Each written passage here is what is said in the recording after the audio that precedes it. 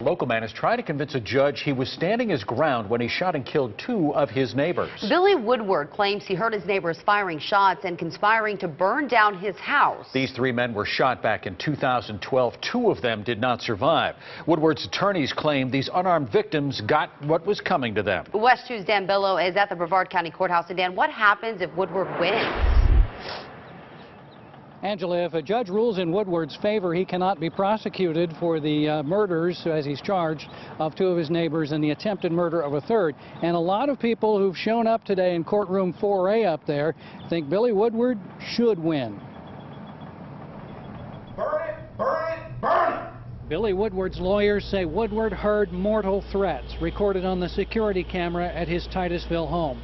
Boom, boom, boom, boom. 4 gunshots. Woodward's legal team says before Woodward's neighbors could shoot him or burn his home, he had the right to act under Florida's Stand Your Ground law. Mr. Woodward comes around the corner and starts shooting, which he had an absolute lawful right to do. Gary Hembry and Roger Pishore were killed. Bruce Blake suffered 11 gunshot wounds and testified at Woodward's Stand Your Ground hearing today that he and his friends were barbecuing, not threatening to burn Woodward's house. He could not explain the gunshot-like sounds that preceded Woodward's alleged attack. The first time I heard that, I don't even remember hearing that night. That I remember, but it was not made by us. Blake described himself as drunken and stupid that night and admitted baiting Woodward, part of a weeks-long feud between the neighbors. Other residents of that neighborhood filled one side of the courtroom today behind Woodward, preparing to testify in his support. But the prosecution says Woodward was stalking his prey, not standing his ground, and committing murder.